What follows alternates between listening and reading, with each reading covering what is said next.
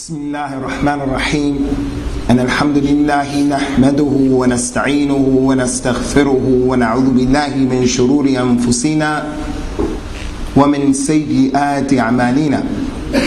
من يهده الله فلا مضل له ومن يضلل فلا هادي له. وأشهد أن لا إله إلا الله وحده لا شريك له، وأشهد أن محمدا عبده ورسوله صلوات الله والسلام عليه. أما بعد، يقول المصنف رحمه الله تعالى: وقال عليه الصلاة والسلام: ثلاثة لا يكلمهم الله يوم القيامة ولا يزكيهم ولا ينظر إليهم ولهم عذاب شديد: شيخ زان، وملك كذاب، وعائل مستكبر. رواه الإمام مسلم. وقال عليه الصلاة والسلام: حرمة نساء المجاهدين على القاعدين كحرمة أمهاتهم. وما من رجل يخلف رجل من المجاهدين في أهله فيخونه فيهم إلا وقف له يوم القيامة فيأخذ من عمله ما شاء. فما ظنكم بذلك؟ رواه الإمام مسلم. وقال عليه الصلاة والسلام: أربعة يبغضهم الله: البياع الحلاف، والفقير المختال، والشيخ الزاني، والإمام الجائر. أخرجه الإمام النسائي واسناده صحيح. قال الإمام الذهبي: وأعظم الزنا بالأم والأخت وامرأة الأب وبالمحارم. وقد صحح الإمام الحاكم رحمه الله تعالى: والأهدة عليه من وقع على ذات محرم فاقتلوه.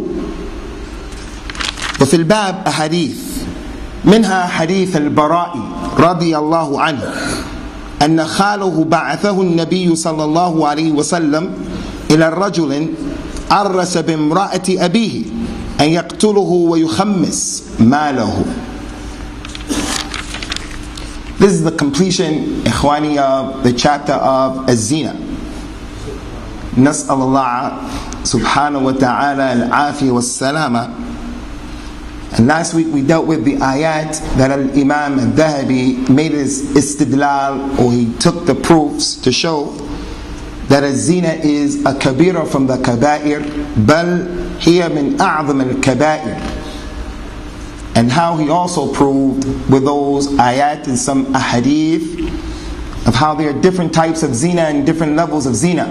So we continue with that today. And we mentioned last week, brothers and sisters, some examples of a zina that people of al-ahwa are falling into concerning the zina of al-muta' marriage, and zina of marrying without the permission of the wali, and other examples. We want to mention maybe 3 more today that we need to be careful of, because it is considered to be zina, and the children who come as a result of this union are abna'u zina.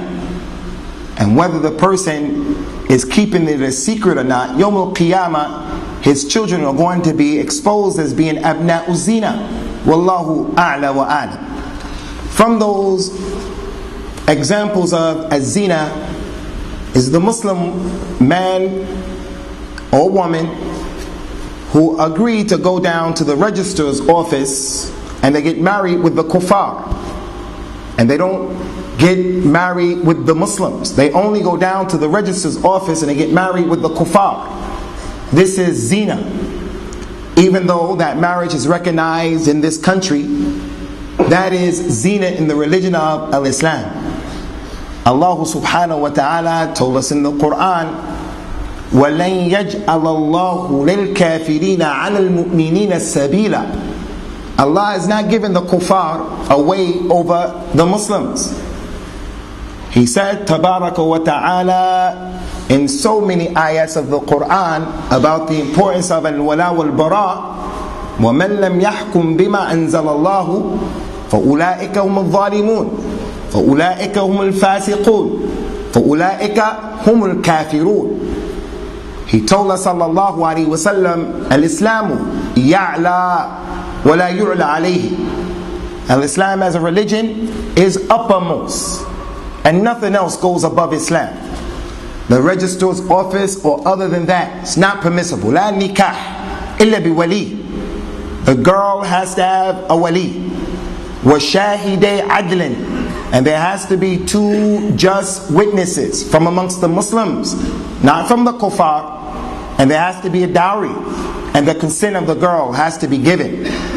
So if a person goes to the registrar's office without taking the Muslims as his witness, then this is considered to be zina in the religion of Islam, if he knows what he's doing. If he did it intentionally and he knows what he's doing, this is not permissible. And in contrast, if the Muslim gets married with the Muslims and he does it correctly and he doesn't go to the registrar's office, that is the nikah sahih in our religion. As for the person who wants to get married in front of the Muslims and he wants to go to the registrar's office for some political reason or some social reason to protect himself, to protect his children, then that is permissible. If he has a legitimate reason to do so, no one is going to say that's kufr.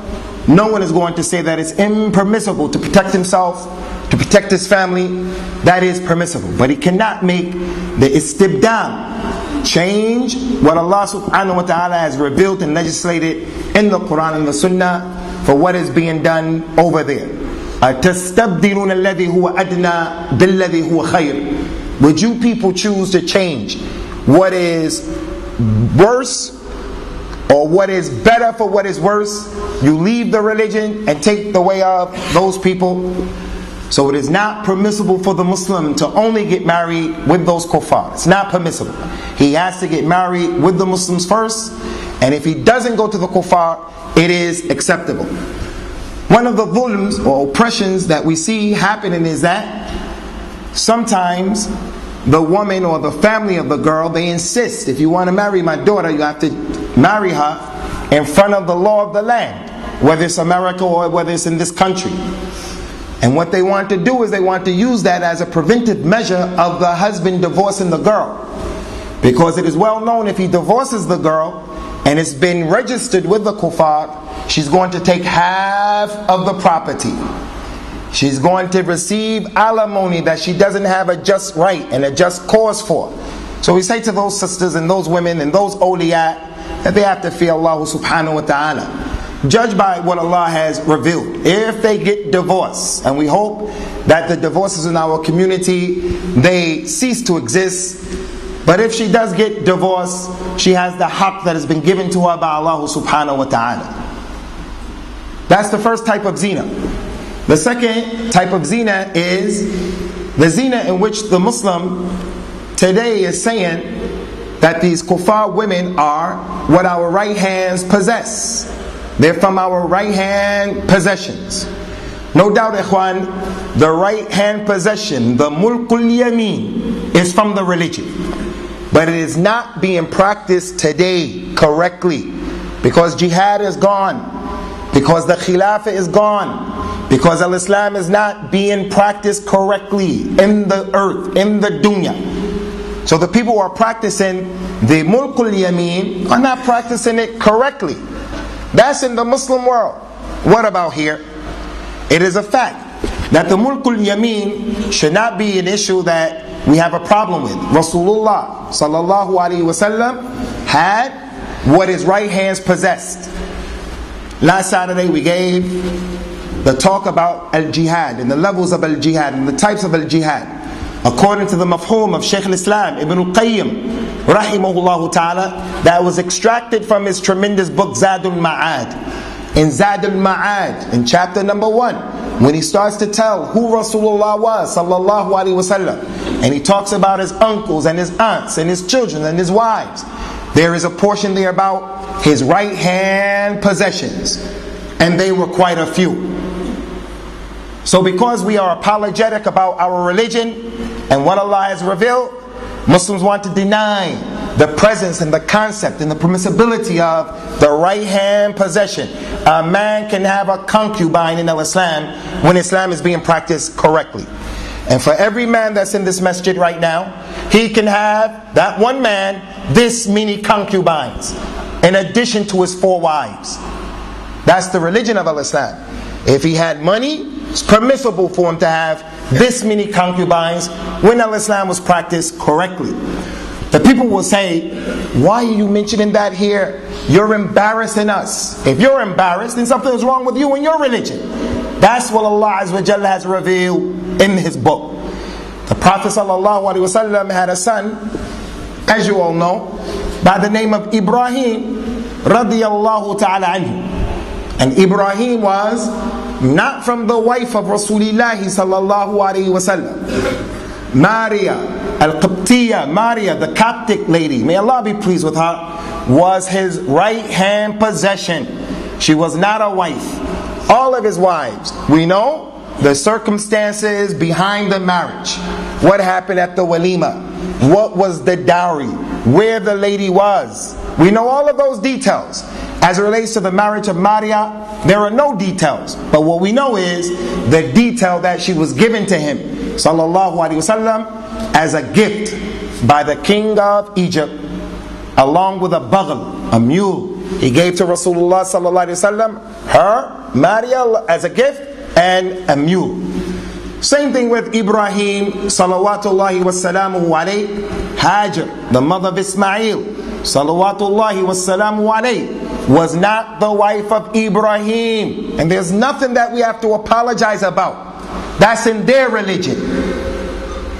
So let them be the first one to throw stones at the Khatam of the Anbiya and the Rasul and the Sayyid of Bani Adam. That's in their religion, that their Anbiya, our Anbiya, had concubines. So Hajar was the slave girl of the wife of Ibrahim, Sarah. And then Sarah was not able to conceive, so she gave Hajar to Ibrahim as a hadiyah, as a gift.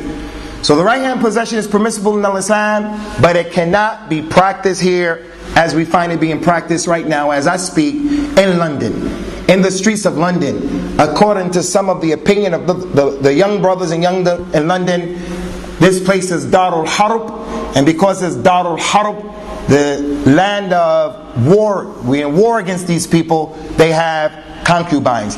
These are in fact girlfriends, and it's zina, and children who come from that bond and that union are abna'u zina. Lastly, ikhwani, it is not permissible for the Muslim man to marry the non-Muslim woman, nor is it permissible for the Muslim woman to marry the non-Muslim man under any circumstances. The Muslim man can marry a woman from Ahlul Kitab as long as she is not a zaniya, as we mentioned before. That is, she is not a practitioner of a zina right now. He can marry her. She may zina in the past, she left it alone, and she's just with him. It's permissible for him to marry her. Even if she says, Isa is Ibnullah, and Maryam is the Zawja of Allah, or Maryam is the Ummullah. Sallallahu subhanahu wa ta'ala yahfidhuna min ash-shirk wa kufr. Even if she says that, they're from Ahlul Kitab, and Allah Azza wa Jalla knew what and where He was going to put His Risala. To marry the Sikh, to marry the Hindu, to marry anyone who is an atheist is not permissible in the religion of Al-Islam. Ya ayyuhalladhina amanu idha ja'akum al-mu'minat muhajirat fala tarji'uhunna famtahinuhunna Allahu a'lamu bi imanihin. If those believing women come to you, O you believers, then test them about their iman, test them about their faith, see if they're really believers. Ask them about the religion, which is a dalil. If you have doubt about someone's Islam, someone wants to work for you, you have doubt about his Islam, ask him about the arkan of al-Islam, ask him about the arkan of al-Iman, ask him about the names of Rasulullah's wife sallallahu alaihi wasallam. And issues like that, it's permissible to give these people the test. Allah knows best as to their iman. فَإِنْ عَلِمْتُمُهُنَّ مُؤْمِنَاتٍ فَلَا تَرْجِعُوهُنَّ إِلَى الْكُفَّارِ لَا هُنَّ حِلٌّ لَهُمْ وَلَا هُمْ يَحِلُّونَ لَهُنَّ. If you find and you're satisfied that those believing women who made hijrah to you, if they are believing women, then do not return them back to the kuffar. Those women are not halal for those kuffar, and those kuffar men are not halal for our women. So clearly, the Muslim woman cannot marry a non-Muslim man, and the Muslim man cannot marry the mushrika. We explained that ayat, that the people have a shubha concerning those people who are the zani and the zaniya. The zani and the zani, they cannot marry anyone, but the ayah said except the mushrik or mushrika. And we explained this is a ayat that's telling us the news, and it's not an insha of a hukum. Concerning today's hadith, the first one Al-Imam Al-Dhahabi mentions is the authentic hadith that clearly proves and illustrates as zina is a kabira from the kaba'ir. There are three people who Allah will not speak to them yawm al-qiyamah, and that's a fitna that the Lord of the world does not speak to a person yawm al-qiyamah. Everyone wants Allah to speak to him yawm al-qiyamah. Nor will Allah give them the tazkiyah. He will not purify them from the dhunub and the ma'asi. Nor will He look at them yawm al-qiyamah, and they will get a grievous punishment. The first one is the sheikh who has made zina, the elder man who has made zina. The second one is the king or the ruler who is a liar. He is a kadhab, not just a kadhib, but he is a kadhab on the sigha al-mubalaga, pathological chronic liar, kadhab. And the third one is a person who is a'il. He's poor and he's mustakbir, and he's arrogant. He's poor and he's arrogant. These three people are falling into a major sin because the way that they are would suggest they're the last people who should be falling into these crimes. Why does Allah subhanahu wa ta'ala not speak to or look at or purify the sheikh who is a zani? It is because he, more than anyone, should have the ability to control himself. He's a sheikh, he's an older man. He told the young people sallallahu alaihi wasallam, Ya ma'shar al-shabab, man istata'a minkum al-ba'a falyatazawwaj. You young men. He addressed the young men because they're the one who have the biggest fitna of the shahwa in the summertime. They're not married. They're young. They have the quwwah of the shabab. Oh, you young men, whoever has the ability to get married, you can pay, and physically you can take care of being married to a woman. Then hurry up and do so. And whichever one from amongst you can't get married, you don't have the ability, then fast. Then fast. Why did he mention the shabab as opposed to saying, Ya ma'shar al-rijal, oh you men? Because usually it's the young man who has this problem. Whereas the older man, he should have the ability to control himself a bit more. The man came to the Prophet sallallahu alaihi wasallam, an older man, and he said, Ya Rasulullah, hal uqabbil ahli wa ubashiruha wa ana sa'im? Qala na'am. Ya Rasulullah, while I'm fasting, can I kiss my wife and can I hug her and be affectionate to her? He said, yes. A young man came and asked the same question, Ya Rasulullah, hal uqabbil ahli wa ubashiruha? Once he saw that answer, he thought he was going to say yes. He said no. The people started looking at each other as if to say, this seems to be a contradiction. Why would he say yes to him, no to them? Rasulullah told them sallallahu alaihi wasallam, inna shaykha yamliku nafsahu. The elder man has the ability to control himself. So Aisha radiallahu ta'ala anha, when she used to be asked, what is permissible for a man to do with his wife while he's fasting, she would say, kullu shay illa al-jima' wa illa an yakun shabba. He can do anything with his wife except have intercourse, and except if he's a young man. Except if he's a young man, out of fear that the young man is going to fall into that which is going to render his fast null and void. So the sheikh, he should have the ability to control himself. Inna Allah a'adhara lirrajulin balaga sittin min umrihi. Allah will not give an excuse. He will not accept the excuse from a man who has reached 60 years old. The fact that he doesn't pray, the fact that he falls into zina, the fact that he drinks khamr, Allah won't accept from him his excuse because he's old enough and mature enough that he should be more disciplined than that. As for the young man, Allah Ta'ala loves the udhr. He loves to give people excuses. He knows best who He created and how He created them. So the Shaykh Az-Zani falls into a kabira, and that's the shahid from this hadith. As for the king or the ruler who was a liar, why is he lying? He's the king. Why is he lying? Lying is a sign of weakness, ikhwani. People lie because they are afraid of getting in trouble with other people. Who is the king afraid of? He has the law in his hand and the power in his hand. So if he's lying, it is an indication that he must be doing other things in order to be a pathological liar. And there has to be other dhunub and ma'asis that he's doing, like al-khiyana to the people, stealing from the people, and other than that. And lastly, the one who has committed the kabira is the person who is poor, but he's arrogant. He's poor and he's arrogant. I heard something that was amazing that comes from our culture. The boy marries a girl from a family, and there are problems between them. The family of the boy doesn't want the family of the girl to come and to be a part of their family. We don't want this marriage no matter what. Why? Because that family is a family of shoemakers. The father, the grandfather, the great-grandfather, they were shoemakers, or they were butchers, or they were herdsmen. And our family, we are landowners. We are the landlords, or we are the ones who were the umara. So every opportunity that this family gets to make that other family upset, they take advantage of it. The family is present, visiting, having dinner. Normally if someone calls, the mother will say, Assalamu alaikum. No, my husband is not here. No, Abu Tariq is not here. No, Mustafa is not here. But because the other family is here, she says, no, Chaudhry Saab is not present. He's not here. To make them feel that they're down. And she herself is renting. She's not a landowner. She's paying rent. She herself is poor. But she says that in order to make other people down and to put herself up.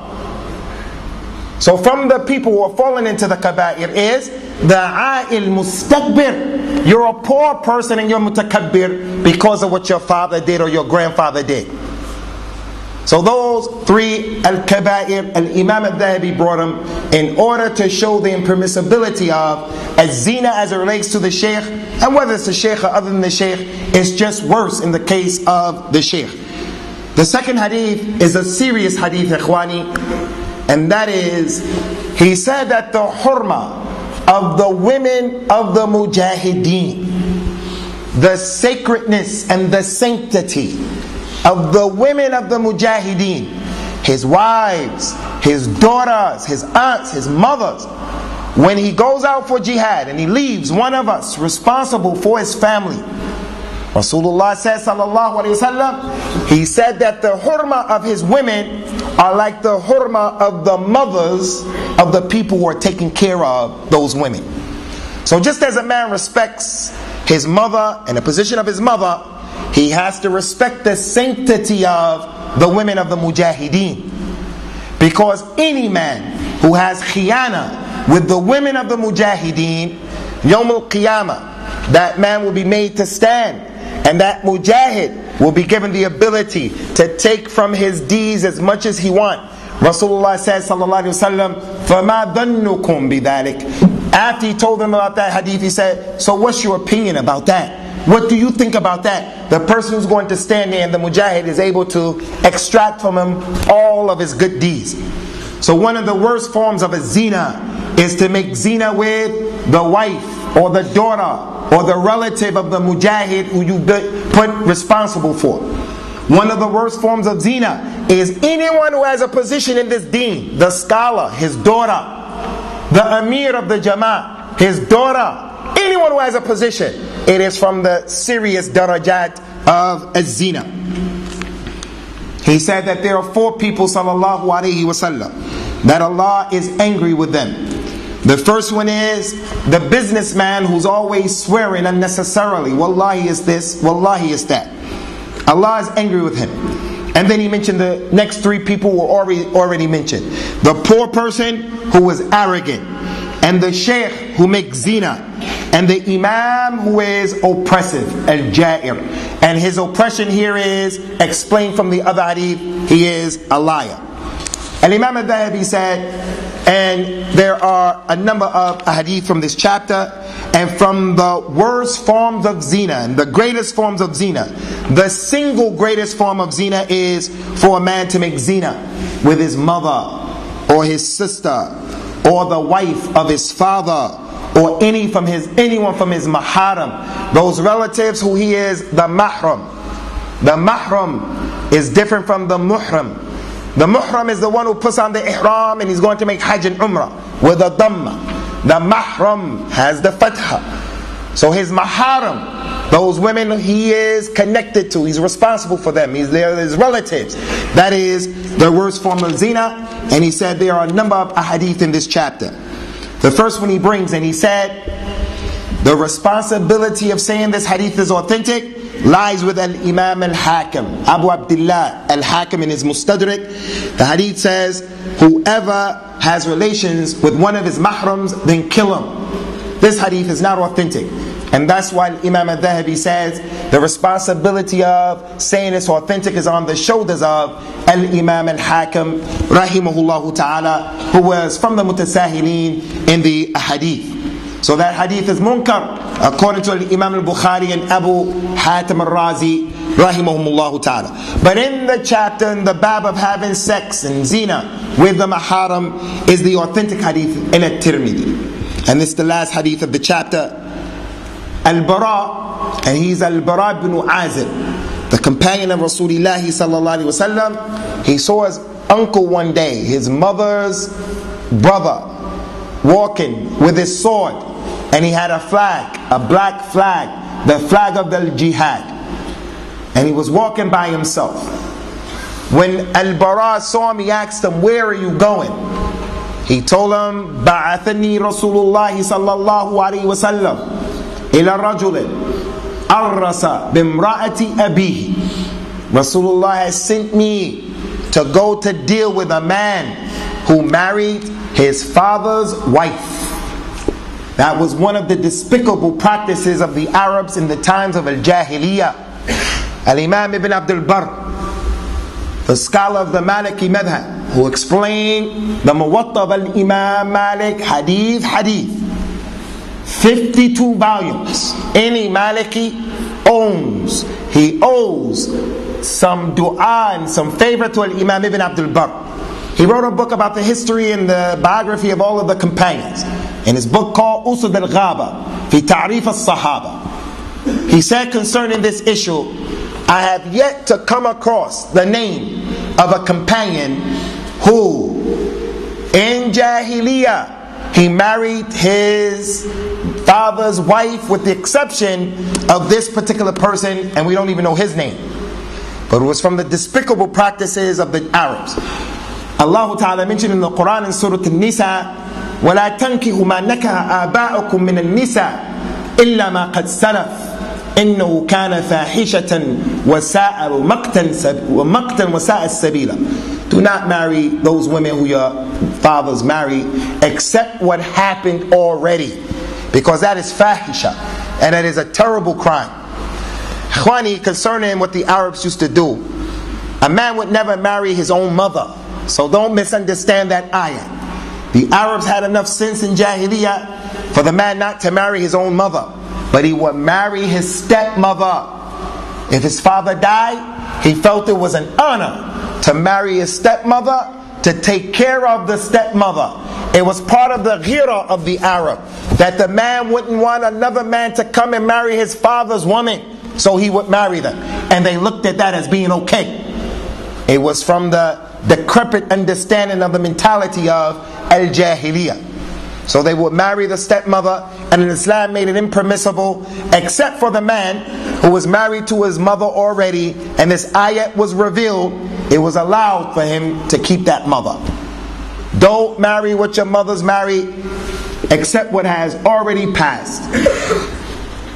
Whenever a man marries a woman, and this is an important point, not because we need to know it, because someone has fallen into it, but from just knowledge of our deen. If a man marries a woman, by simply marrying her on paper, in front of the people, whether he consummates or not, his father, his sons become haram for that lady.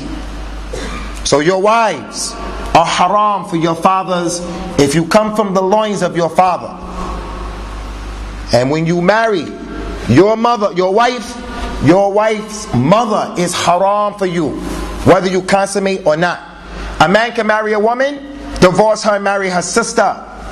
A man can marry a woman, divorce her and marry her daughter if he didn't consummate with the mother. He can marry a woman, divorce her, marry her paternal aunt, maternal aunt. That's permissible. But under no circumstances is it permissible or is it allowed for him to marry his wife's mother, no matter what. Whether he consummated, he didn't consummate. No matter what. He cannot marry his father's wife. His father's wife who is his stepdaughter. حرمت عليكم أمهاتكم وبناتكم وأخواتكم إلى أن قال وَنِسَاءُ أُمَّهَاتِكُمْ. You cannot marry your mothers, your daughters, your sisters, and he went on to mention other people, and you cannot marry the mothers of your wives. وَحَلَائِلُ أَبْنَائِكُمْ الَّذِينَ مِنْ أَصْلَابِكُمْ. And you cannot marry the wives of your sons who are from your loins. So that's our religion, and that's the chapter. The next chapter is the chapter of the oppressive Imam. And it is the longest chapter of the Kitabul Kaba'ir. It is the longest chapter. This chapter, and then the chapter of making khuruj against the Imam. So Imam al-Dhahabi in this chapter is giving practical advice. And he's making inkar. And he's giving nasiha to the leaders of the Muslims in a practical way. Not by getting on the minbar, not by making khuruj against them, but by bringing to their attention some ayat of the Quran. So he was a nasih to the ummah, to the regular people, and to the leaders as well. Because it's a long chapter, inshallah, we're going to leave this chapter to deal with it by itself next week, inshallah. So we're going to stop here after completing the chapter of Az-Zina. Az-Zina is the Kabira from the Kaba'ir.